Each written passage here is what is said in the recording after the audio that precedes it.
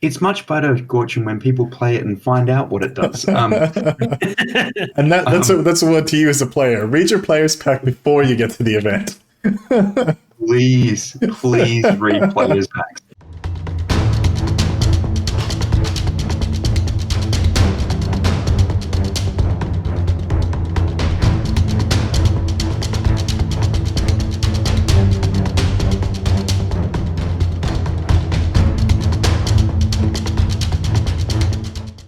Welcome to HMG. This is Jacob. This is the Historical Miniature Gamers podcast where we talk all things bolt action, and this is episode 20. And we're also celebrating our 500th subscriber on YouTube. So if you do listen to us on audio through Spotify, iTunes, etc., we do have a YouTube channel. You can go find us, youtube.com/Western Tabletop. We do all the HMG stuff there and just everything else hobby that we're all kind of into. So I'm Jacob, and today I'm joined with... I'm Gorchin, one of your other co-hosts. And I'm Daniel. And so what are we talking bolt action today, Dan? I think it's a little bit different than our last few episodes. Yeah, so we previously have done some army review episodes, which have been, quite good, but also quite long. We're going to dial it back a little bit and actually talk about what makes a good custom mission. What is fun and enjoyable within a scenario. So if you're taking the standard missions within bolt action, what are the different things that you can do to add flavor? How do you go about creating a mission that works for you individually? So that's what largely our discussion is going to be around today, and we'll touch on things like, is it dependent on the terrain that you set up for the narrative and the aesthetics or the function? Is it about how you change deployment or do or don't include forward deployment or things like that? Is it something that you just apply limits to what forces can be brought? Is it how you score your victory points? Do you change up how victory points are even done? And then obviously the big one is how important is the fun factor? And we'll leave that one for the end because missions don't need to be fun, Dan. What are you talking about? Oh, you guys have played my missions. You know they're not fun. Yeah, exactly. That's my point.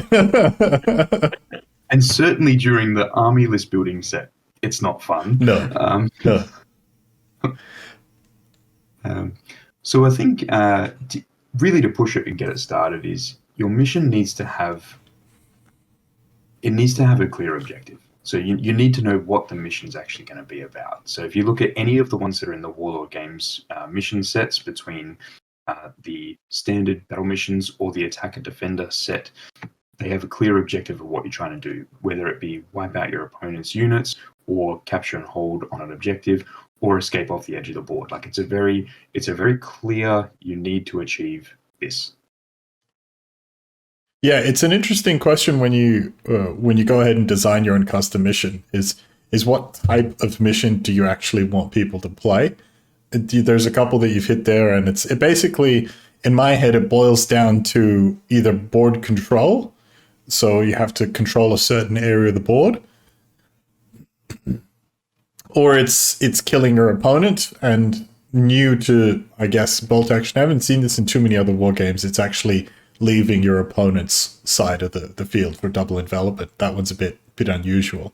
But when it comes to board control, it probably seize ground is probably a better phrase, just because when we talk about board control, we talk about things like holding a dominating position or controlling area denial, controlling firing lanes and that sort of thing. So board control is probably more something that happens as the game goes on. So it'd probably be seize ground, kill your opponent, or basically get to a target area. I guess the real challenge that I've always had sort of writing a scenario is you kind of want to do something different, but there's a reason it always comes back to those three. I think the one that maybe isn't explicitly included in that breakdown is something like top secret, where you've got to grab something and then leave with it. But I think that one's kind of a first order derivative, right? You have to seize that ground in the middle, and then you have to move to a particular point. So that's kind of what else you can do, where you not force, but you incentivize your players to go to a particular area, do something and leave. I think one of the things that I'm I find kind of interesting is that there seems to be a lack of interactive objectives in bolt action, in the sense that there's no like go here and do this, like set demo charges on a bridge or something like this. That usually again just boils down to who's holding it in the last turn. Jacob, what are your thoughts on the different type of objectives you can get out there? Yeah, I mean, we've pretty much labeled out a couple of categories here, but I think the simplicity of sticking to those kind of frameworks is quite important. When I think about wanting to create a scenario myself, I think of it from a completely different perspective of what am I trying to recreate in a battle in my favorite movie and whatever else. And to do that well in a way, it can become very complex very quickly. And I would want to implement lots of objectives that do different things that, might be like spying in on radio and whatever else. But I think the simplicity just needs to be there, and it kind of needs to sit within those frameworks of, is this holding a point? Is it something that can be achieved end of turn, end of game? Is it running off the edge? Is it just a kill point mission? And for the most part, when it's not at a tournament, I tend to prefer No Man's Land, just to have a game, and basically, I don't know. I might just be seeing it from a different mentality. I want to maximize my force's killing power. Right. Yeah. Okay. And I tend to enjoy that regardless of the mission anyway. Yeah, I can attest to that, having been on the receiving end. Yeah. But I guess complexity makes it fun, but you need it to be simple enough that it's achievable. And you actually sort of touched on something interesting there. It's this concept I heard from video game design, is that you want your game to be, or you want your mechanics to be simple, but you want them to have depth. And so a lot of people confuse complexity for depth, and by depths of strategy or depth of tactical nuance. And I think that's kind of the key takeaway, is that yes, you look at the bolt action missions and the core rulebook ones, and they are quote unquote simple, but there's actually kind of a betraying amount of depth behind, or the depths of strategy that's behind the simple missions.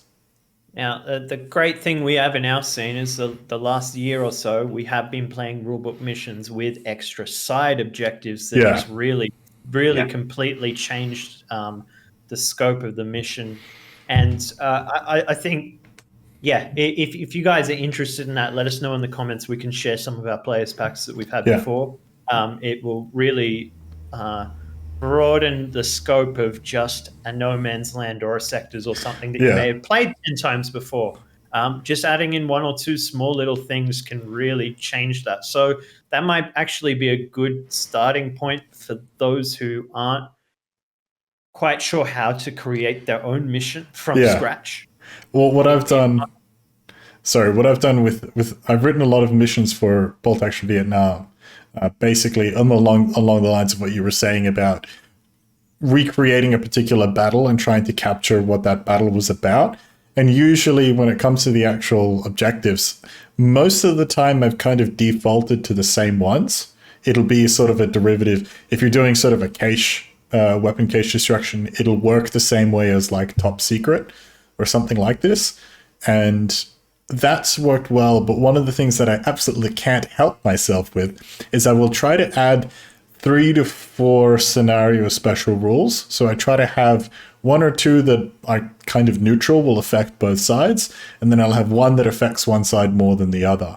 One of the ones that I did recently, I think it was the Battle of Hut Ditch, but one of the things that was really key to that was that there was a lot of explosives targeted at buildings and fortifications, and also a lot of them had weapon caches and ammo storages inside. So I basically made everything that was a shaped charge or a 1-inch HE template basically act as a 2-inch template if it hits a building. So suddenly all of these man-portable RPGs, M79 underslung grenade launchers, but it also meant that that's what it was like. So it was deadly for both sides, because obviously laws and RPGs were pretty ubiquitous, and and that sort of thing. And then of course I put the objectives as ammo caches inside the buildings, and if they got hit, they had a chance of detonating.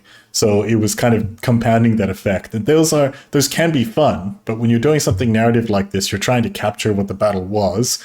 And I will happily admit, on the face, it should be mostly balanced, but if it's leaning like 60-40 or something, I'll wear it because those battles weren't historically accurate. But you can't really get away with that in a competitive setting, can you? No, not really. And I suppose that's a great tie into, for example, how do you set your terrain up for your missions?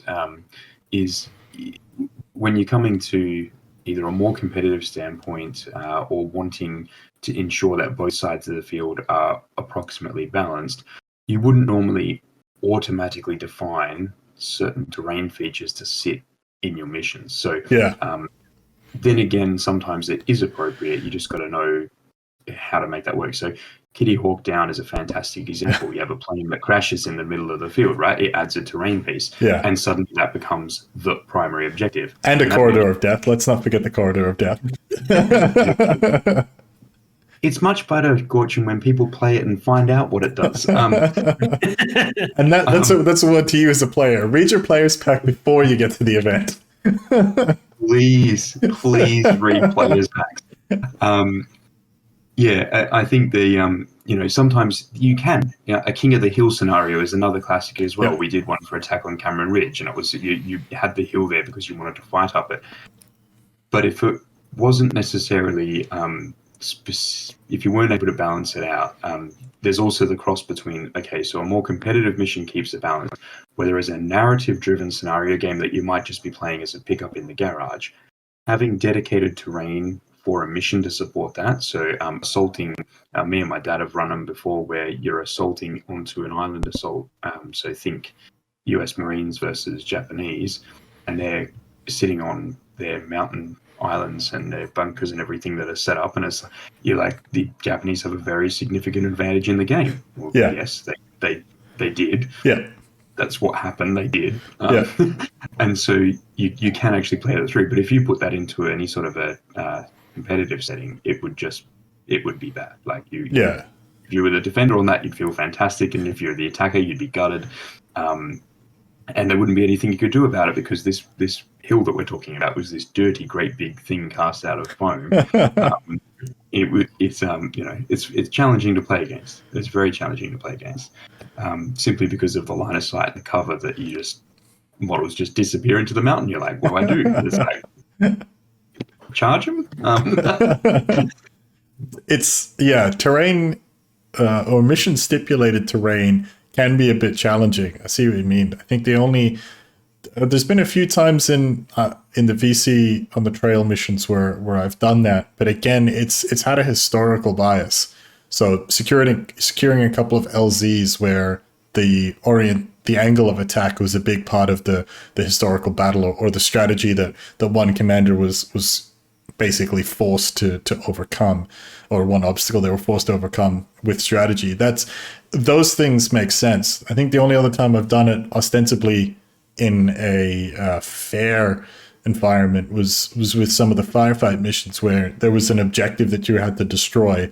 And I think I wrote a list of like, it could be a bridge in the center of your table or something like this. But again, I would probably caution against stipulating terrain in great detail unless you've basically got a really good reason. Yeah, but specifically on in competitive sense, I mean, when you have stipulated terrain in a narrative, that's just going to be so memorable. Why you're fighting. I mean, it's are you primarily a narrative or a competitive player, and what is your player base like? And who are you writing the mission for, right? Yeah, absolutely. And then that moves us into terrain largely we're expecting in most balance cases, and that will be set up equally between the players. And it may not be 100% symmetrical, but you will have an equal amount of opportunity on both sides of the table in most cases. But what about deployment? Now, you guys know I love messing with deployment. I like, that's one of the things that I find when it comes to either deployment zones or how your forces arrive on the field or where they can arrive on the field. That's always a curveball that I sort of throw at you guys. Yeah, what was that? Was that mission where you deploy in triangles? Is it Crossfire or something? Where, yeah, I think the first time I played that mission, it took me and my opponent like a good 15 minutes to just map out the board about where we were allowed to be and where we weren't allowed to be, and which percentage was allowed to be in which quadrant. And I remember as you walked past, you were just like, "What do you think about this mission?" I was like, "You need to fix deployment, man. This thing is cooked." I'm fairly certain that we did not play the deployment correctly in that mission. I do have something really memorable that Dan made. I can't remember the mission, so that part's not memorable, the name. But the one where, like, it was basically people could deploy kind of right up to this no man's land gap, and that there was going to be a bombardment, and you had to get away. Oh, yeah. Yeah. That one was the full mission, I think, is called Panic. Yeah. And it came out of a firefight mission that I designed around as a test bed called Turkey Shoot. And that was almost like the inspiration for that was like a Wild West standoff where we've got like everyone at the 12-inch line ready to go, and then someone fires off and everyone scatters. But that was definitely different. That actually reminds me of something. I've been playing Necromunda a fair bit on the side outside of Bolt Action. Sue me. One of the things I find that Necromunda does, I'm not going to say well, but it does iconically, is that in a lot of missions, it kind of reduces your agency in the sense that, like, rather than doing the normal things you can do in any game, until a certain condition is met, you can't do a whole bunch of your normal actions. And so there is a standoff. There is a Mexican standoff mission where all you can do is basically pass a bravery check, and if you succeed, you walk towards your opponent up to half of your maximum movement, and that's all you can do until you collect a certain number of failed bravery, and then you reach for your gun, and then everybody rolls initiative, and then you play like a normal game of Necromunda. But something like that works in that thing. But I'm going to tell you that gets super boring really quickly. It's fun for like the first 5 or 6 like dice rolling, and then it just becomes roll the dice, tick a box, move a guy, roll a dice, tick a box, move a guy, until like a random event happens. And I think I don't necessarily think that's good mission design, because it's exciting for the first couple of seconds, but the novelty wears off super fast. And I think that's one of the things that Bolt Action does really well, is just that when you play a mission of Bolt Action, you know you're going to play Bolt Action, and you know you're going to get to your full agency, you're going to have full control over your units. And if you don't, it's going to be a very short-term thing, like No Man's Land about limited line of sight or night fighting rules and things like that. And I think that's something that it gets right, is that the novelty is just on long enough for you to go, I'm kind of over this now, then the turn ticks over and you're like, okay, cool, all guns out, let's go. Speaking of novelty and everything that you were talking about then, just really filled my mind with something that we don't see all that often, but we did in our last tournament, and that was order dice manipulation. Oh, yes. Yeah. With this Enigma mission, if you did well on the previous mission and you collected all these secret codes, you could then draw the first order dice, and that really completely changed our game for the whole thing. Yeah. I'd actually like to play around with things similar to that. That doesn't seem as extreme, but it completely changed the game in a way. But maybe even and you're saying novelty, but what about, you're given 80% of your order dice for the first turn or something like that, and you don't get to move everything. Yeah. So one of the other deployment options that's available, and you can actually extend it into the game completely, is that idea of where let's say you've got 12 units as part of your 1,000 points as an example, but you're only allowed to deploy 10 of them. Simply, like, you're just only allowed to deploy 10. There is an alternate playstyle where on any given turn, you can also have that deficit where you might have 12 units, you can only use 10, or you might have 15 units, you can only use 12. That forces a whole bunch of different choices, and that you are then, so rarely what happens in bolt action, normally, because it's 1 dice per unit, you will always get to do something with that unit unless it's gone down or it's been obliterated.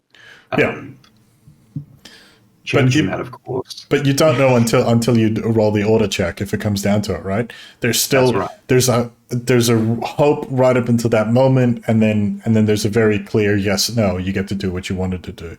I think the reason people have stayed away from any kind of order dice shenanigans in general, because I think it's a little bit of a sacred cow in bolt action. And I do get it, because it's a very weird thing in terms of balance, right? Because there is a lot of like random chance that goes into it, and the only thing you can really do is kind of manipulate how many dice are in the bag. That's the only real mechanic you have as a player to affect it. And so the general advice for tournaments is get as close to the dice cap as you possibly can. And if you're not there, have a very good reason why. And it's okay not to be, but as long as you're accepting that you're going to be down 1 or 2 or 3 dice out of, the 12 to 15 or whatever the dice cap is. And I think that is a conscious decision that players have a lot of agency over. And I think that's why this is one of my criticisms of something like Chain of Command, where I don't know how many units I'm going to activate. I don't know which units I can activate. And I also don't know when the turn's going to end. So I don't you just have, and I get that it's a fog of war, it's a simulation thing, but that doesn't mean it's fun game design, or it doesn't mean that it's engaging game design from a technical, tactical, strategic level. And so I think that's why people have shied away from any kind of order dice shenanigans in general, because I think I haven't checked the rules, but I think the Enigma special rule that you got, if you did it well, was basically an intelligence unit or an intelligence squad. I think the mechanic is the same. That's correct. And intelligence squads are usually excluded from tournaments for that exact reason, because you can, at a critical moment in time, just go, this is my dice now. Which I think it's kind of one of those things where if you have the option to take it, it's really difficult to justify not taking it. So if it's open and they're 100 points, I have no idea what they are, rather than making it 12 dice at 1k points, you should just make it 13 dice at 1100 points, because everyone's just going to take one. Yeah, that's right. And so, and that's just deployment and sort of things relating to deployment or order dice drops in a what would we say is a regular game. So, but we've done doubles events and firefight and all sorts of things where we've altered and done things different with deployment. And the purpose that generally when I'm building what would make a good custom mission is that deployment phase is the initial move of the game, right? So it's the initial phase. It's part of the game, yeah. It's part of the game. It's not just simply putting units down. Like I would like, they don't have to, but I would like players to think about how you're actually going to deploy in those missions to achieve your objectives with the resources that you've got. Yeah. And it's not always going to be as straightforward as No Man's Land. Now, for example, as Jake said, I really actually enjoy pickup games being No Man's Land because it is that simplicity drop. But I don't necessarily want to play the super simple stuff all the time at an event. I want to engage and, have interesting, challenging battle. Yep. I wonder if, so I guess some deployments that we have done and that we've seen. So, the core, basically the 2 that you get in the mission, sorry, that's not fair. The different deployments you get in the core rulebook, I was going to say there's 2, but you actually get quite a few more, is that some on, some off is kind of the main one. So there's a first wave or a reserve component or something like this. And then how soon you get access to those units is a very common thing to do with deployment in terms of mission design. What percentage of your force you get when, and that could be, as I said, all of it, up to all of it on the board at the start, all of it, or up to some or all of it in first wave, like I think top secret or key positions or something like this, and then a certain amount has to be in reserve, so they have to come on turn 2 or later. Those are some pretty common ones. Some other ones that you've done, particularly, Dan, is you've done some L deployments, or like L in one corner, L in the opposite corner, and then sectors. Sectors basically does the same thing as all on and some off, but it just does opposite corners instead. I think I'm trying to think in terms of a single player scenario, one person aside scenario. What other deployment levers can you pull?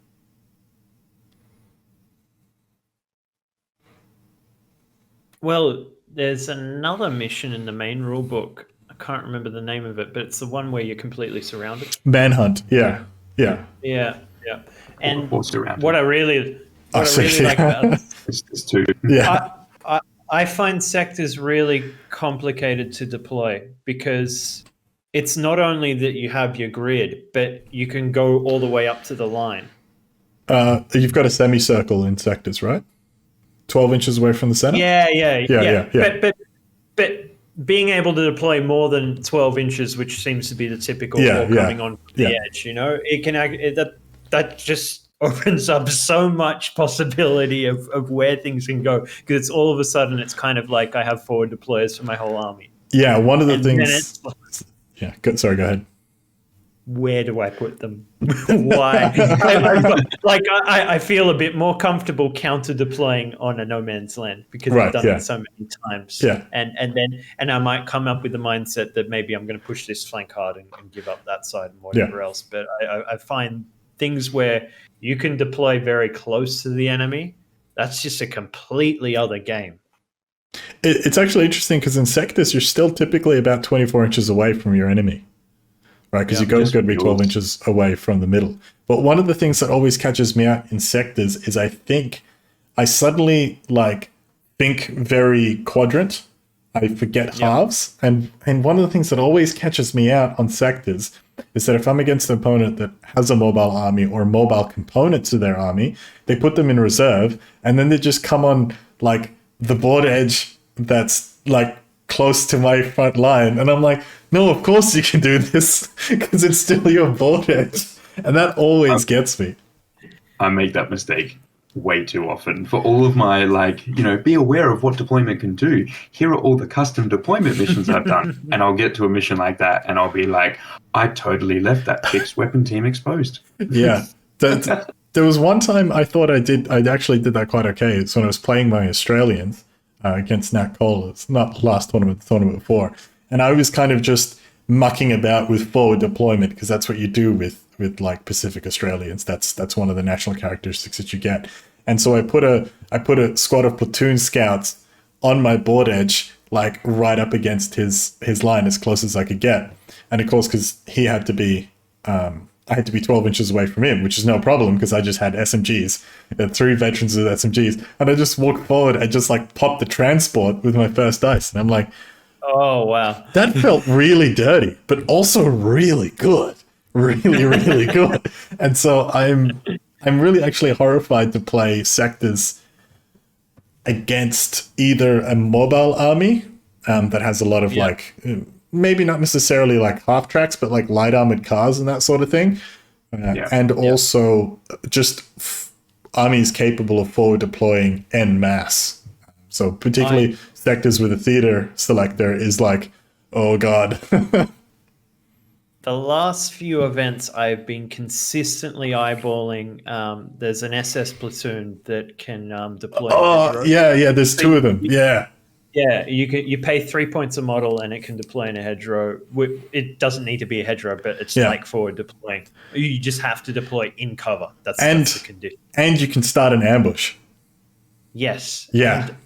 I just really want to. Like, it just looks amazing. Yeah. I saw that platoon, and I think that platoon can also take 2 Panzerschrecks, if I remember correctly. Yep. So you just like, that is one of those times when you don't even need LMGs, man. You just start like point blank with SMGs and just live the absolute dream, because you're going to be 12 inches away from your opponent and on ambush. So if they come closer, you just hose them. And if they don't, you just walk forward and hose them. It's a miracle. It works so well. I did spot that a few of those, one of those platoons, the SS one, there's a Panzer Grenadier one and there's an SS one. The SS officer doesn't get Blitzkrieg.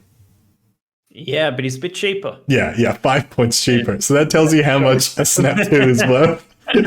A Snap 2 dice is worth 5 points.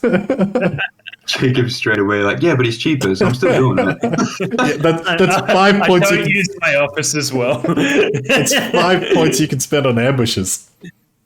Yes.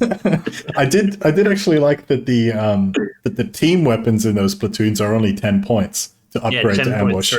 Yeah, it's really good. But yeah, speaking of events in my Australians, just a quick shout out to Leadbear Tufts. So I won a voucher for these at the last tournament, and I had a chat to him to base my Australians, and it's not sponsored, but he did actually send me. I couldn't decide between two colors, so he actually sent me both of them. So shout out to Barry at Leadbear Tufts.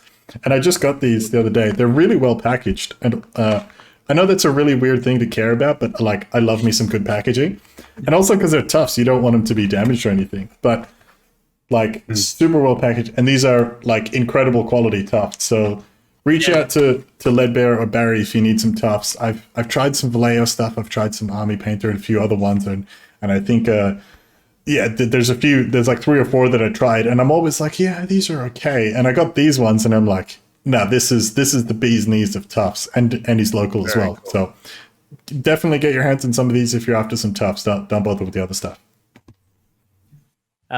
Speaking of, I've only used the Gamer Grass stuff, but they actually paint well. I bought a couple packs of flowers. Yeah. And then I just painted each row of flowers a different color, and then I could just put it on like a display board, and it made it look quite different. So, like, because I've seen stuff where people have flowers in their armies, and it's like, oh, you have red ones and yellow ones, and like, you just bought like $30 of flowers, didn't you? Oh, you can paint them. I've seen. Well, what I've done before is I've gotten the foam that you get in the blister packs, and I've grated it. And then I painted like the little graded tufts that you get out the other side. It was more so I just put them in a cup and I put a bit of paint in there and I mixed them around. And then that'll actually stick to tufts. So I've usually just like, if I've got some long grass ones, I'll just paint foam and stick them on, which is it's always a cost to labor ratio, that one, right? It's like, do you want to spend $40 or $50 on flowers, or do you want to spend like an hour or 2 making your own? Yeah, and on that point in particular, the effort ratio versus cost is significantly different if you're just wanting to do it for a squad of 10 dudes. Yeah. Compared to, I have an entire board's worth of stuff that I want to put all the tufts on. Then you go, okay, making it in bulk for myself maybe better, but and that's why I recommend like Leadbears. They're extremely affordable and their quality is fantastic. So get out there, support local, get some good quality stuff in you. So other things that make a good custom mission. Now, one of the other things that I've pained you guys through is limiting your force choices on certain types of battles. So typically in a doubles environment, where I put limitations on what your players can or cannot do on a team. Now, there's an argument that this isn't a good thing, but certainly as a way to.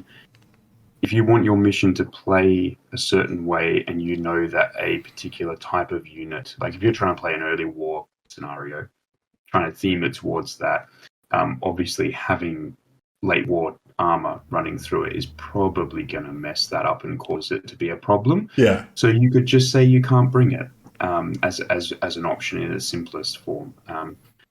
in the doubles events that I did, I went a few steps further than that. Yeah, real custom selectors, hey? Yeah. That's a. I think I don't have too much to say on this one, except that like I find it really difficult to limit force selection at a mission level in terms of like selectors and points and that sort of thing. I haven't seen a mission that's made me go, oh, this is not going to scale super well. If you're talking maybe something like key positions, if you're playing at 500 points, don't take 5 objectives, take 2 or 3. But that all being said, I think bolting is very malleable in that sense, and that the only time I could at least for myself, and then I guess by extension the players that would be attending my events, is that I can't really justify saying you can take this units or these units from a competitive perspective. I can justify it from a narrative perspective, or don't take the M12 HMG motor carriage that doesn't have a howitzer on it because it's stupid. It's 110 points and it's an Armor 9 open top vehicle with only a HMG. Just don't do it. That's the only caveat to what I just said. And for everyone that's wondering at home, he did put that in his players pack. It's in there. I will. I'm going to screen cap it and put it right here. It's in my players pack. That vehicle is not legal. Everything else is fine. Bring whatever the hell you want. I don't care. But that you can bring bamboo spearmen for all I care. 200 of them. But no, you're not bringing that goddamn HMG motor carriage. The only thing I find quite frustrating when it comes to a limitation, maybe it's a selector based on a time period. It's just what models does that player have. Yeah, that's the hard thing. Yeah. And it's I've seen it in the reverse. John Beeson running these Vietnam events, he supplies the armies and the lists and everything else. So he gives you a selector. Yeah. He gives you a framework to work with, and here's the model, so you can kind of pick and choose. But this is what was there at that point in time, and whatever else. And it's kind of that's the two extremes, right? Yeah. Yeah.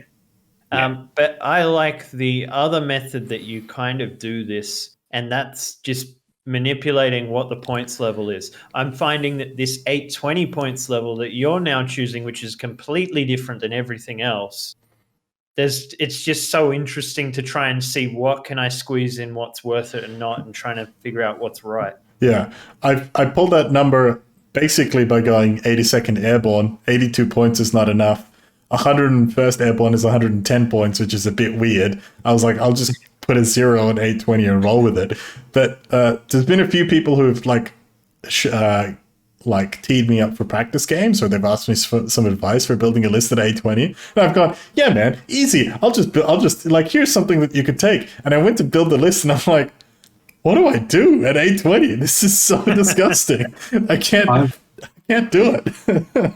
I've tried to build several. You haven't made it easy. Yeah, and that was the other reason why I didn't want just 1,000 points is after listening to Cast Dice and Harry Turner on theirs, and when they run their events, they just choose random points limits just to get people to build something different. I was like, yeah, why not? Why not? If you're going to talk about good custom missions, now obviously we're starting to scope a little bit into events or competitive play as well there, which is not specifically intentional, but is okay. It's also kind of hard to talk about missions and not talk about the context that they'd be played in. Yeah. 100%. But limiting the force choices by going, we're just going to play 820 points because 82nd Airborne. It's like if people don't like it, that's okay. They'll let you know. Don't worry. They'll tell you. Yeah, but leave the space for someone that does want to come and play, and it's fine. But yeah, it does mean that I'm like, I'm going to take this because this doesn't fit. Yeah. What am I going to do? Which is good. That does create the variety in our local scene and what we want to help people develop and play differently and play better. I think one of the things that's also absolutely bears mentioning is the event out in Albany, Southern Thrust, and John Gill, what he's putting together there. And again, I appreciate we're kind of leaning into events here.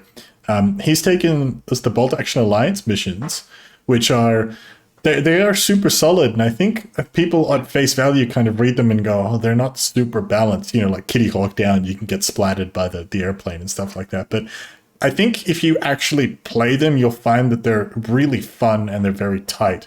But the point that I was trying to make is that I can't remember all of the stipulations because I was like, they don't apply to me. But he rewards players for taking first lieutenants was one of them, and the other one was that all of your army, if it's the same veterancy, you get another victory point. And I think that's something else you can. I mean, we're doing this I'm doing it with mine at an event level as inspired by him.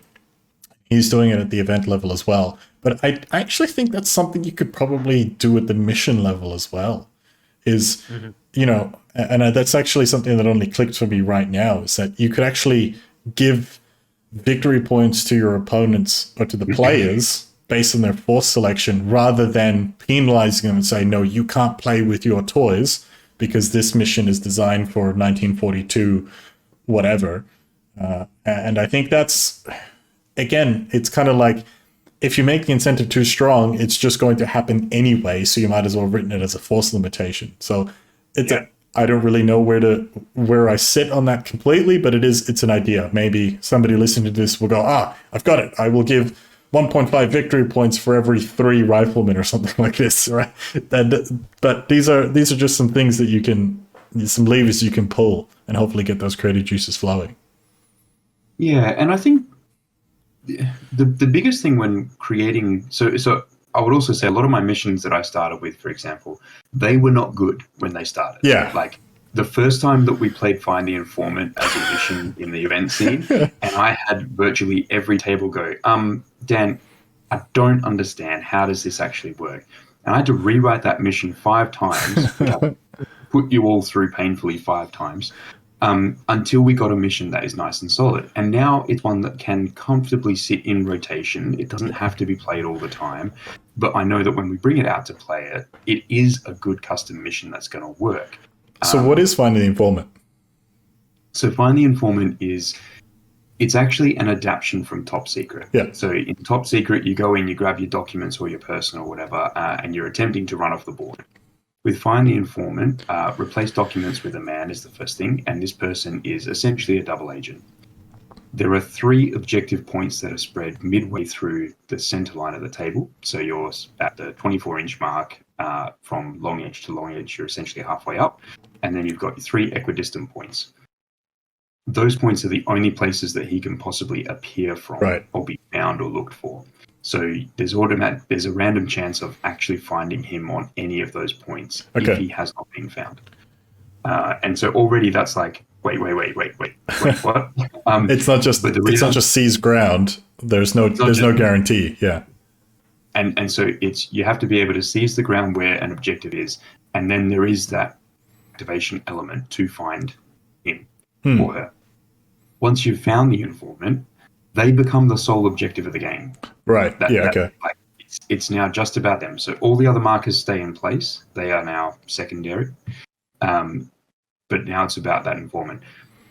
But then what I did is like, I want that informant to behave in a particular way. And so you can't run when you have the informant because you can't keep up. You can't jump in. Or they have to be dragged or whatever. Yeah. Have to be dragged or whatever. Yeah. Maybe they're not willing to be coming with you. But you can't leave the table either. So the whole purpose is, I've now got the informant. I now need to protect the informant until we can extract him, and I'm not allowed to extract until the end of the game. So you end up with this cat and mouse game of the informant will pop up, he'll be captured by somebody, the other player will chase that person around trying to get rid of the informant by obliterating the unit that they're with. Yeah. If they're obliterated through shooting, then the informant bugs out, and you have to go find him again. If they obliterate them in combat, then they take possession of the informant. So there's a couple of different ways to do it. If the informant is missing at the end of the game, then your secondary objectives become your primary objectives again as a way to just resolve the mission outside of a draw. But whether or not outflank was in play, whether or not forward deployment was in play, whether or not a first wave worked in that scenario, they were all things that I had to work through in those different iterations before we got to the final version. Now, as I said, once we got there, everyone knows roughly how it's going to play now, and it's quite straightforward because we understand. And it is a fun mission because it's all held in the balance of largely a 5+ roll on who finds the informant first, these objectives. And so it's like, 33% chance of you being happy this turn or having to play catch up. But catch up isn't that bad because you, for example, nail the unit with a mortar. Now you could just, if you're the one on the objectives, you get 3 chances to find him, and as long as you roll a 5+ on one of those 3, you're okay. But it does swing back and forth quite a lot. So I don't. It's one that's good to have in rotation, but you don't want to necessarily play it every single event. So that's an interesting. Been a while, Dan. Time to bring it back. Find the informant. It's an interesting question about how you score points there. Actually, I know. Yes. As far as I recall in the rulebook, it's basically always end of game, right? There's no kind of like cumulative or accumulating points in any of the bolt action missions. Yeah, typically bolt action does all their scoring at the end. You may have the only, I guess, incremental form of scoring would be missions that use kill points or 3 points destroyed, but technically you don't actually tally it up until the end. Yeah. There are conditions to finish early, though. Yeah, well, demolition is a classic. Yeah, of course, yeah. You know, and that one can actually be quite. In certain circumstances, it has the potential to be quite toxic because you can just. That was my last unit. You can't get to my objective, but I can just land on yours. Cool, that was a fun game. But, I think in one of my first events, Rust like did me in like 20 minutes in like turn 2 or something.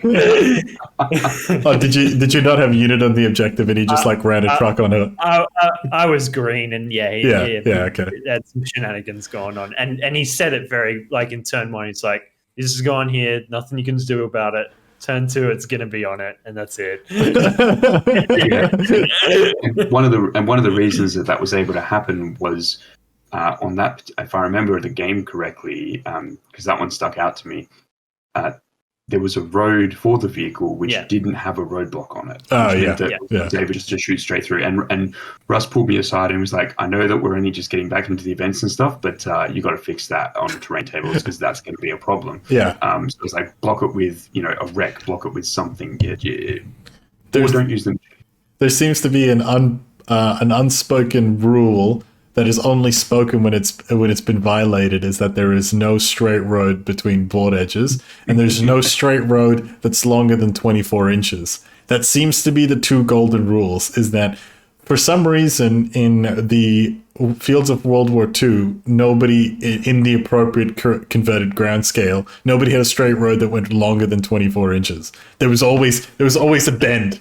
Or a T dissection, or like a staggered cross intersection, so you couldn't just go straight through it. That seems to be the golden rule. Even if it didn't go anywhere, you put one anyway.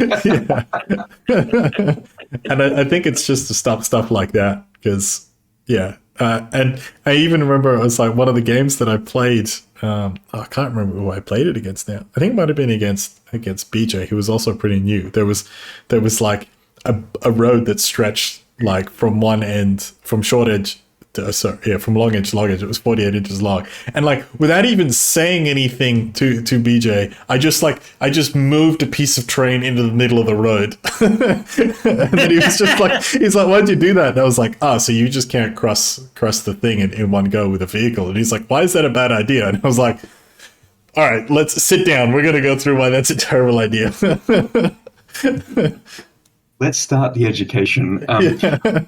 But and so there are things to be aware of. But also, and we mentioned it earlier with other ways to score points or to do points within missions. Like we talked about side objectives, and now, and some of these things have come across from other game systems that we've played before. In primaries or secondaries or things like that. The side objectives were extremely popular when we introduced them the first time around because they were so different. And if you want to check those out, go look at our Partisan Pete episode. I think was that the first one, Partisan Pete? Yeah. On the side? On the side? On the side was the first one. Yeah. But we got great video about Partisan Pete. Yeah, we do. Yes, it was a good recommendation. But I think there are several different ways to, I guess, look at your points within a game and how you score them. And I think the biggest thing, what makes a custom mission, or in fact any mission, what makes it good is when those points are achievable or a little bit of a stretch, but they're not so unachievable that if one player does get slightly ahead, that it's a snowball and you can't catch up. So I know some of the campaign book missions, especially for ones that you might start on a short table edge, and the idea is to like push as far down towards the opposite short table edge as you can. The big rewards for the points on the back end are like, sort of 3 to 5 points per unit that gets back there, and you're like, wow, that's incredible. It's like, I'll just outflank stuff. No, it doesn't include outflank. It's like, but why is it so beneficial for those units to get up there? It's like, I'll just put 15 dudes in a truck that are all like 3 different teams, or whatever, and I'll just zip it down there at the end. I'm like, I'm going to get like 20 something points, and it's like, apart from the fact that you sent them in a paper bag on wheels. This is what the Buffalo's good for. Buffalo with a captain in it. The one time. But essentially, it's like, even if you did have that space where you're going to potentially think you're going to get all those points at the end of the game, they reward you so much because your units have to survive. And because as soon as they die, they're going to give points back to your opponent in most of those cases. So it's like you almost want the mission's actually encouraging you not necessarily to push for the very end zone unless you have to or could. The game always hangs in the balance. Halfway, always hangs in the balance. Aim for the halfway point, and then it's you'll end up with it fairly close. Do you think that's why they? So my impression was that the reason they only scored at the end was basically a speed of play thing. Because I've listened to Monday Musings with Alessio, and his main thing, there's even some mechanics where he's like, yeah, that's a perfectly good mechanic. The one that really springs to mind was like, why don't templates, when they miss, why don't they scatter? And he's like, yeah, it's a really fun mechanic, but it also takes forever per template, and it really slows the game down. And also, it's just a good way to have something to argue about. And then also when he talked about, everybody always complains about LMGs and MMGs and stuff. And the one thing that always comes up is, why don't they do D3 pins? And when he was talking about that one, he was like, D3 pins was way too powerful. We haven't, and then he says, we never tried D2 pins. But then he's like, D2 pins are the same as on a 4+, it creates 2 pins. And that's also the same as every second time you roll that dice, you've wasted your time, or you've wasted the player's time. And I think, again, I could be misattributing it, but one of the big things that I took away from that philosophy is speed of play is very important to the design of bolt action. And it actually really comes through in the core of the game, at least for me, especially now playing Necromunda and Malifaux as well, particularly. And that's a for a newbie like me, it's a 4-hour game, right? And we're talking like 10, 12 models aside. And I talked to some of the more experienced guys. They're like, yeah, man, the fastest I've ever played game was 2 hours. And I was just like, and to play something like Bolt Action where you can play 1,000 points in an hour if you and your opponent are super switched on, 90 minutes reliably for an average competency player. So I always understood that the objectives being scored at the end was basically to avoid the bookkeeping administrative stuff that you see between rounds, like the command phase in 40k, which is basically just 30 to 60 seconds of you and your opponent literally bookkeeping stuff, which I don't particularly enjoy the command phase in 40k. I don't think it's a very good, interesting, exciting phase. But at the same time, there's a part of me that goes, why don't I just score objectives as I go? Because it's kind of, in my head, it's a little bit faster than scoring it at the end. And one of the things I completely did not appreciate was the fact that the game hangs in the balance until the last turn. And while the speed of play stuff might be true, thinking back on it now, I actually think that that's the main reason why they're scored at the end, is that the game is always in contention. Yeah, and I would definitely say that in comparison, I only played 40k for only a little bit, particularly with you and Nick and all those, and that's where I'd lose interest. I'm at the point now that I can't win, no matter what I do. Yeah. And I feel like I've got a good chance, even if I'm down a little bit in Bolt, right at the end, I've still got an opportunity to swing it around. And I think that also plays into the activations. Yeah, of course. Yeah, yeah. That kind of stuff. So, I think it's intentional. I don't think it's not there for like they would have made it. That obviously they're 40k riders and everything else, and they would have been counting objectives and everything from beforehand. There would have been an active reason why they chose not to. And that was my point. Is like I always assumed it was a speed of play thing, but now to Dan and your points, I'm actually convinced to the church of game hangs in the balance. Yeah, yeah, and I think the reality is it's probably a little bit of both, right? So yeah. Because speed of play and efficiency of just being able to get through a game has for a lot of those systems, for bolt action, for black powder, for any of those bits and pieces, it is about the speed of play. Black powder and stuff probably more so because you're talking significant number of 28mm figures in some of those games. But but certainly for bolt action, I've tossed up the idea of doing cumulative scoring for different scenarios or different setups. The closest we've got to is those side objectives where as you're nailing them that you're able to record them down, but we generally use them as like a bonus point for tiebreakers and victory points as opposed to the actual winner of a game. Not opposed to trying it out if that's what people want to give a go, so let us know if that's the case and we'll put something together. Probably quite good for narrative play, if I'm honest, because narrative play, if you're only playing one scenario over the course of a day, doing those incremental scorings helps actually give you that progression to your end goal. Especially if you're doing multiplayer. Sense. Yeah, exactly. But we'll see. I typically lose count of the number of games that I have fought to the bitter end because I thought I could still just contest that objective and therefore deny it. But I found that I might have still lost, but I fought very hard to lose and lose hard.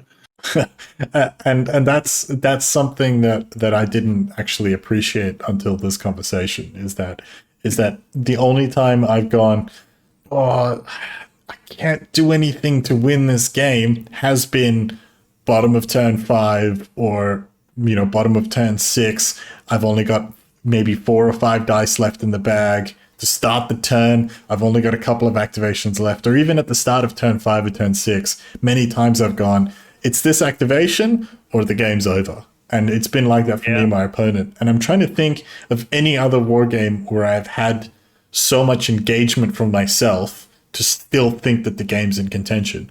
Now, that's not to say that I tilt or I give up easily or anything like that, but there's plenty of other game systems where you can go, you're just like, particularly with cumulative scoring, you just kind of get to turn 3 and you're just like, turn 3 at a 6, you're just like, this pony's already like run, the snowball's already got too much momentum and it's too big and the ship sailed. It's actually kind of interesting because I'm thinking about how you do activations in bolt action, or rather you don't do activations, the dice bag does it for you. Is that almost actually is better for cumulative scoring because you have much more chances to interact with your opponent, get them onto and off objectives. Do you see where I'm coming from? Yeah, because that push and shove across a battle line or an objective, you potentially have more than one crack at that per turn. Yeah. And so I don't know. I'm seesawing. I don't know. I don't know if I'm going for end of game because it's always in contention, or if I go at the end of every turn, just because you've got more opportunities to interact. I got a wild card for you guys, though. Here we go. Because Dan said progression, and then we're talking about something that you could achieve each turn. Why don't we have a veterancy level up as an objective on the board? Ooh. As in to get like a green unit to level up? Yes, like a power green ups. roll. Like just an objective piece and it's a green roll. And you just see what happens. You've been playing too much Unreal 2000. Gotta get those power ups. Actually, okay, so when I was designing the Tank War event for I think it was 2019 show, I tossed up a few different ideas of how we could do that. One of them was we don't do a tank war event as tank platoons. We do a tank war event as a tank race.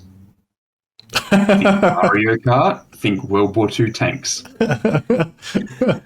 So it's the vehicle damage table, instead of being immobilized, it's like moved backwards 6 inches. And it represents you like slowing down and everybody else speeding up.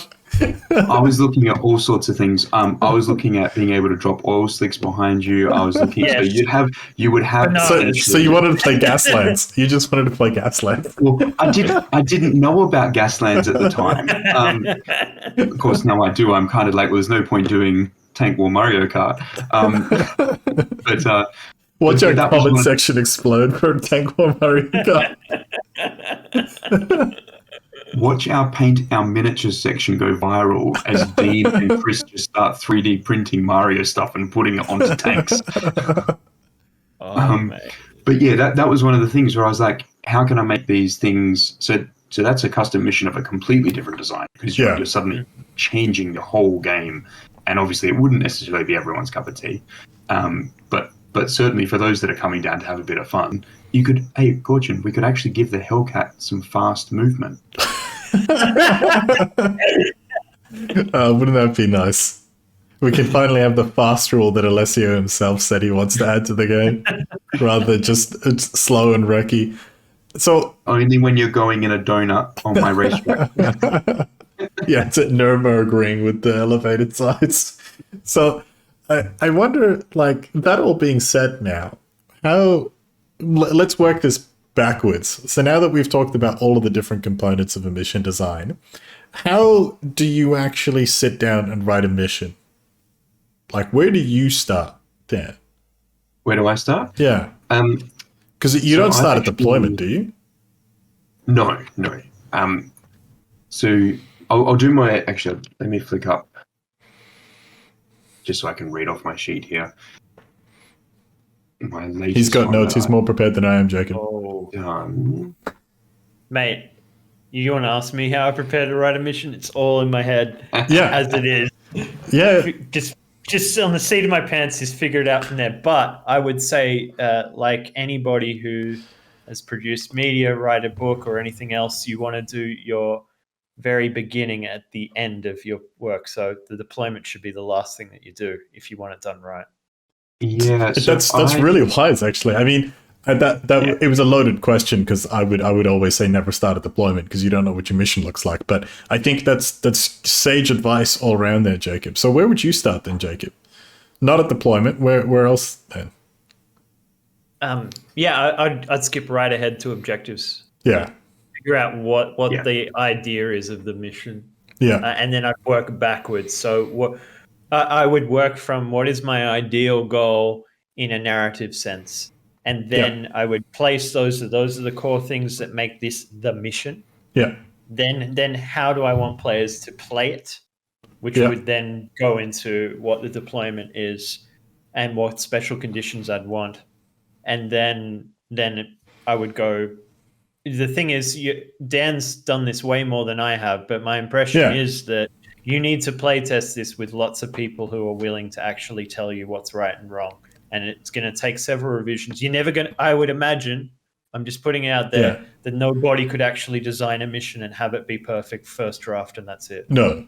There's I would say about the 3, 4, 5, 6 VC on the Trail missions that I've written, I've sort of gone through 3 or 4 revisions, kind of theory crafting it in my head. But usually I just kind of go, does this sound about right? And throw it over the wall. But I have the luxury of doing that because I know that as long as I've captured the essence of history, that the players are going to be on board for it. Because I know those guys aren't there for victory points and competitive stuff. The victory points are just in there to ultimately decide who won and who lost and kind of put the military objective into a bolt action kind of translation. But yes, I think that's you're 100% right in the sense that you should playtest your missions. But one of the things that I found with the mission that I wrote, Bite and Hold, is that if you just put it out there, people will play it. You don't have to ask them. You don't have to. If you just put it up, people will play it. And then I did. There's some people who just gave me feedback without. I didn't even know that they were playing it. They're like, "Hey man, I played Bite and Hold." And there's a few other people where I've had to message them afterwards. You know, they'll put up a post on Bolt Action Perth WA, and I'd be like, "Hey, can you let me know what you thought of the mission and that sort of thing." But Dan, have you got your notes? You ready to give us your Masterworks rundown? Yeah. Well, yeah. That was sarcasm, by the way. Oh, good. Hey, his stuff's all right. Free publishing, but so I actually have a template that's built. Now the template itself is actually built to replicate the same headers that are in the bolt action missions right now. So I've converted all of my custom missions to follow that format, and that's more a simplicity thing for me to keep track. But it's also good for your players because that's what they're used to. It's what they're expecting to see. And I think it's an underappreciated detail, actually, is that if you're going to present missions, present them in the way that they are in the rulebook with the same headings. Yeah. Yep. And where possible, pictures on deployment is beneficial if you are doing something that is odd, which virtually all of mine do. And I'm going to be honest, it doesn't always help. No. Sometimes it's just about getting the right diagram and the right sort of setup, and then the words that match that diagram. But readability on the right heading is really great during a match. Yeah. Not having to skim through the description and whatever else, and this is the condition I've got to reach right now. Yeah. But in terms of when it comes to how I actually think about putting together a mission or something that I want to be a mission, because I absolutely playtest all my stuff before you guys ever see it, is I will create almost a two-sentence summary of what I think the mission I want to be about. So, for example, so this mission's one you haven't seen yet, called Aerial Interference. An aircraft soars overhead, you can't see any distinguishable markings, and you chose to dive for cover just to be safe. The aircraft turns around and looks to want to engage, and it circles for its another strafing run. So that's your introductory brief to the mission, is you're on a battlefield being strafed by an aircraft. Fantastic, wonderful. If you want the reference as to where this has come from, there's a section in, I think it's in Kelly's Heroes, where an American fighter strafes their own position and blows up the German equipment they've just liberated. Yeah. From somewhere else, and they get quite irate about it. And so I was like, I'm going to build a mission around that. Everyone complains about Rookie Pilot. I'm going to create something that sort of Rookie Pilots both people, and then they can't complain. Generally, after that, I'm like, right, okay, so now if that's my structure of what I want the mission to represent, what is the objective of that mission? It can't just be survival, because if you're just doing a survival mission, you may as well play Meeting Engagement or No Man's Land. Survival, you mean kill points, right? As kill points, yeah. I don't like creating things that are solely kill point based, because I feel that the actual standard missions essentially do that. Like I might modify the deployment, but then I'm just simply modifying the existing mission. I'm not creating something new. Yeah, that's a good point. Something like Meeting Engagement, No Man's Land, and the other kill point one, I guess Demolition being the closest one, is kind of like you've almost done everything around kill points, and anything further than that is actually a tweak on that mission. It's it's not even a derivative, right? Yeah. You're just adjusting some parameters. Yep, which at times I've done as well, different things. But this mission has 6 objective markers, and the idea is that you must control as many objective markers as possible before the strafing aircraft comes back. Right, And the strafing aircraft comes back in turn 4 and turn 6. Right. So this will be a cumulative scoring map. So a cumulative scoring mission. So you at turn 4, whenever the plane is coming in at turn 4, I haven't quite decided if it's the beginning or the end just yet, because that needs a bit more playtesting. But essentially in turn 4, you'll do like a mid-game score up of who's got what. And then on turn 6, you'll do the final score up. Now, of course, the plane will strafe things that are out in the open. So if you're in cover or in protected in a building or whatever, you're essentially exempt. But all the objectives have to be in the open. Out in the open. Yeah. Love it. Of course, why would I make it easy for you guys? So you've got your risk reward is Now, the less units you put in the open, because you randomize across all the units that are available for who gets hit by the airstrike, the less units you put in the open, the worse it is. But the more units you put in the open, the more you have to risk sacrificing. So have fun with that. Yeah, yeah. So yeah, it's an interesting mission. I look forward to playing it. I don't look forward to getting strafed. When I have actually, I should. So the strafe run is simply it's D3 pins on the unit. If a natural 6 is rolled, then you take 1 automatic hit at +2 pen. So it's not a airstrike as it is typically. It's a budget prep bombardment. Yeah, budget prep bombardment. A more balanced approach. Yeah, so there's no stinky. What's that British cheese called? The stinky one. Stinking bishop. Stinking bishop. Yeah. It's no stinking bishop. So I've talked about sort of the VC missions that I've written, and it's always been kind of what's the feeling of the battle that I'm trying to capture. When I wrote Bite and Hold, my intent was completely opposite. I didn't have a historical inspiration for Bite and Hold. Well, I didn't have a specific historical inspiration.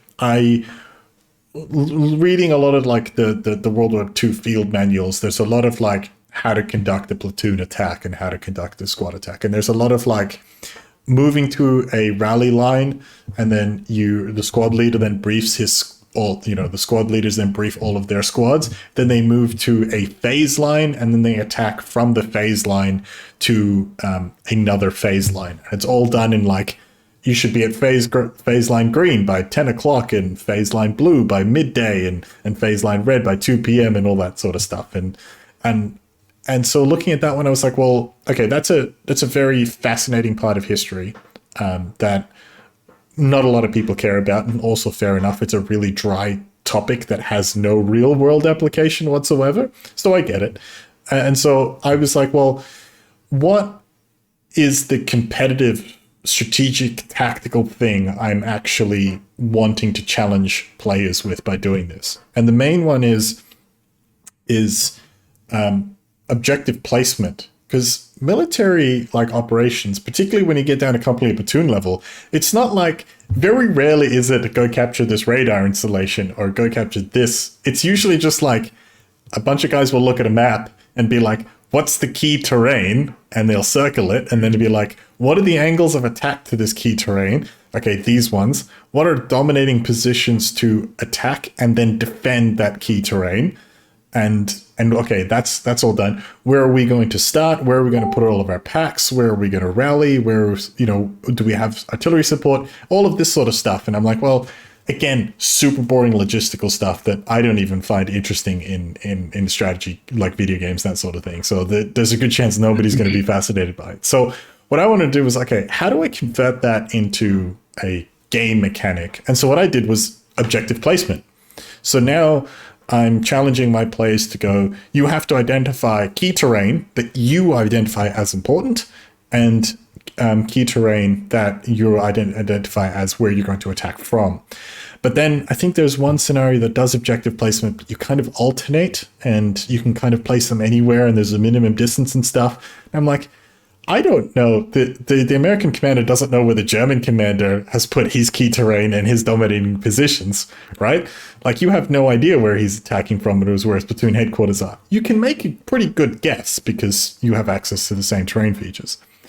And so what I did was, there's a 12-inch bubble in the middle from the center of the objective, and players roll off, and the first objective that you place has to be in your half of that 12-inch, anywhere in that. And then your opponent will then place it in their circle, and then you will then place your objective somewhere in your deployment zone, which is 12 inches in your long board edge.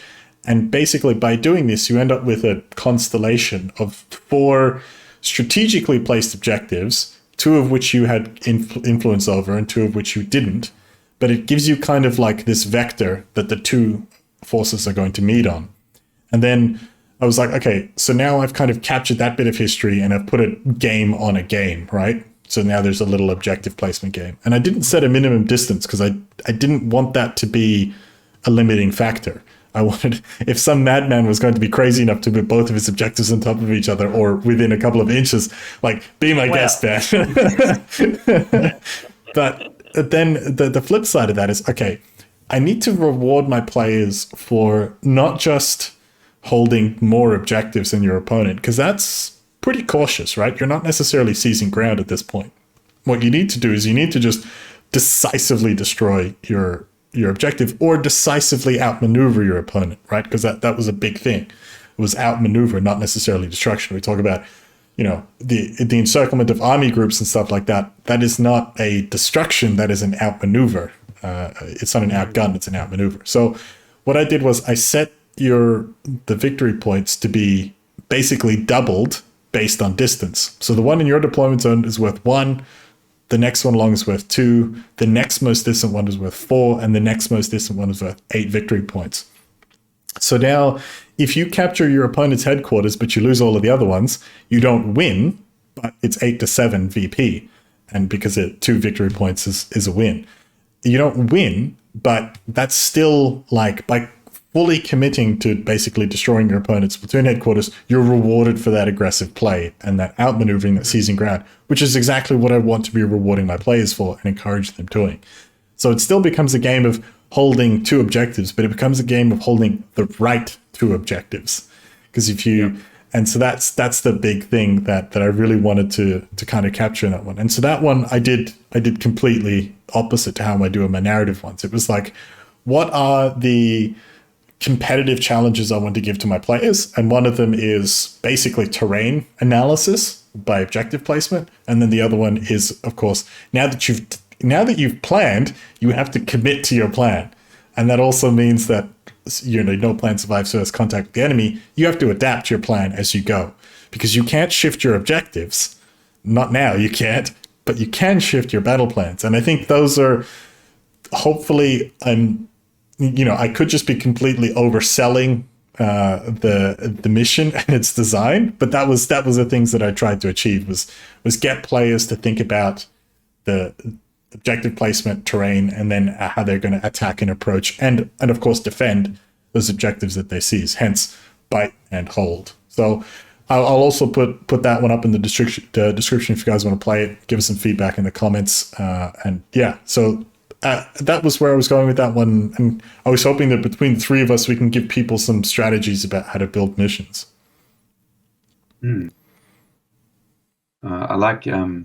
I look forward to playtesting that one. And not getting it was a tough one.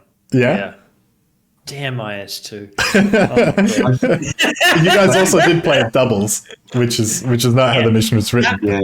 But that made it really fun. That was fantastic. It was a fun game. I had fun, and I was just spectating. War correspondent you were. Yeah. Yeah. I mean, Jacob, that's a really good point, though. Is like, because you guys went in to play it with doubles because you wanted more people to participate in the game. Yeah. And then what you noticed is that radically changed how the mission was played, because you've doubled down on your resources to get it done. Yeah. And that's hell of a meat grinder in the middle. My God. Oh my gosh. Everyone loves the vortex of death. Thank you, Michael Andrews. I do think that, and to cap all of this off, a good custom mission has to be fun to play. Yeah. Like, if it's too much of a logistical operation, which I've made several missions where it's just like, okay, like I literally have to feel like I am on an English comprehensive assessment to understand what this mission actually wants me to do. So you got to be careful on that point of view, but it should be scalable to any number of players where possible. Not always going to be achievable, but where possible. But it needs to be fun, because if your mission's not fun, the reality is people won't play it. That's just how it goes. If it's people will do anything you want, but they won't do it a second time if it's no good. Yeah. Fun and simple is what it needs to be, and if it's a little bit complex, if you can chuck a diagram in there, that's just going to make it so much easier for your players. Absolutely. Diagrams are always a good idea. Not that it And helps. And if you're low on inspiration, go YouTube, go Mark Felton, just find one video that just really hits you, and just go, all right, this is what we're playing today. We have to emulate this because there's just so much interesting stuff within these 5 years of war. I mean, you're not wrong. No. Yeah, and if you want to know about other weird stuff that has happened, you can check out our G&T episodes where we talk about weird battles of World War II. So we got Definitely. a new one coming up, don't we? Yeah, the next one's actually going to be a little bit different. G&T episode 3. Tyler and I did it. Basically, we did a hobby hangout, so stay tuned for that one. We built tanks, we talked tanks, we painted tanks, and we swore. It was actually, I think we kept alternating which one of us was missing a part. And there would just be this like complete moment of silence and concentration, and then you'd hear this little click, followed by a very loud swear word, and that was alternating. So it was really nice to know that was a universal experience for not just me, but also for Tyler and hopefully for everybody. Or we just managed to find the two clumsiest model building buffoons, and we stuck them on two ends of basically a cup and string. I have dropped so many parts in my garage, it's not funny. I will say Actually, that your scale kits are not fun. Don't do this stuff. Just stick with Rubicon. No, it's easy. Each to their I own. think, yeah, as Tyler is unfortunately learning out, Yeah. a scale kit is very different to a war game model kit. And that's they share similarities in what they look like, but their construction is completely different. So that would be my only I love scale model kits, and so for me it's not I'm just like, bring it on. But when Tyler opened up his tracks and he sent us all those messages, they were individually linked, and I'm like, Tyler, that's not even the worst of it. Some of them you have to individually pin. Oh God, yeah. And that's one of those things where even as people who do scale models, you and I, Dan, are cut from different cloth because he like sent us this like Ziploc bag of track links, and I just like a vomit emoji. Give me a vinyl track any day of the week. And I jumped straight in going like, oh, but it's okay. You can do it like this, and he's just like, I don't care. So what makes a good custom mission, guys? So that's one statement to summarize. Jacob, go ahead. Man, I've said it before. It's got to be simple and fun. That's the key. It's got to present a challenge to your players. Whether it's a narrative challenge or a competitive challenge or both, it has to challenge your players somehow. Yeah. And I think probably for me, the last piece that makes a good custom mission is it needs to be replayable. So it can't be a predictable outcome. And that you won't learn until you play test it, as I found with several of my missions. I was like, oh, if I apply this with this, and then all of a sudden I was like, this is the same outcome. That's fine. Rewind, try it. This is the same outcome.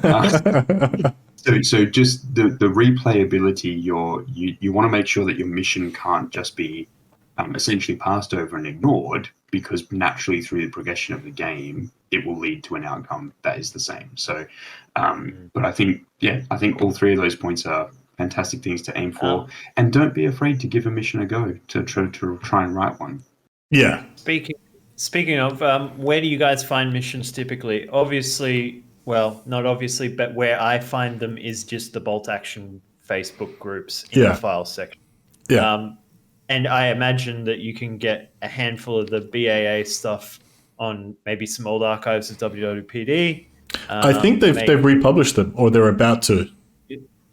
And I think you can find a handful of them on the Warlord Games site as well. Yeah. Yeah. There are several places I know where they, and you've mentioned several of them already, that where they get put up. The other thing to, like, when people post players packs for like things that are not in your country, download the players pack, check out the missions that, try something out. Like, I've still got the Juggernaut ones where I'm trying to figure out exactly what I want or don't want to try from their selectors to then try their missions. But essentially, they put their pack up and they review it all the time. They get their stuff out. We've obviously Bolt Action Alliance, but there are several. Like we've just had several really big recent tournaments come through. Welsh Open, World Team Championship, Spanish Nationals. I think or one of us was going. Like several events that have run through. Most of them have their players packs available that you can go in and just look at what missions we're playing, and they're kind of all different. So when you do see them that are available, that's an easy way to pick up some extra missions. That actually, go ahead, Jacob. I'll just throw it out there. If you're not a social media guy, you don't really like being clued into Facebook and whatever else, the Warlord Games official Discord is absolutely jam-packed with like the notifications for this, and how many tabs of actual channels they have is just endless. So I'm sure you can find something there if you're not all that keen on being on Facebook or otherwise. Yeah, I was just what Dan there was saying just reminded me. There's a I apologize if I pronounce your name incorrectly, Bo Mortensen on Facebook. Mm-hmm. He runs a YouTube channel. I think it's called Bolt Action Tutorials or something like this. Bo is one of the top players in Europe. And the way that he breaks down the game and talks about it, he gets a whiteboard out and talks about examples and stuff.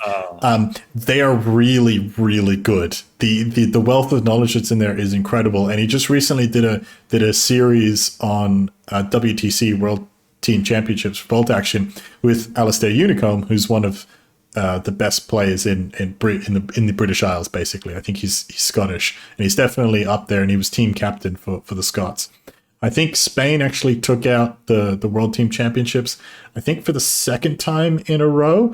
But yeah, you can check all that out on Bo's channel. It's really great content. And it was one of those things where, again, I'm not affiliated with him or anything like that. He probably doesn't even know we exist. But it was just one of those things. I scrolled past it. I was like, this stuff's really good. And if anybody's keen on bolt action and learning how to get better, his channels, his tutorials are really great. They're all really well bite-sized, like 20 or 30 minutes, and he just goes through the content really well. So if you're keen for some more of this kind of stuff, the stuff that we've done on the channel about how to get better at bolt action, you absolutely have to check out his channel. I think we'll wrap it up there. Thanks for checking in for HMG episode 20. Congratulations, 500 subs, everybody. Yeah. Thanks for joining me on this cast today, Gorchin and Dan. And we'll check you next time. Please follow us on Facebook, add us on all your favorite podcast apps, but you can always check us out, YouTube/Western Tabletop. Thanks, everyone. Thank you.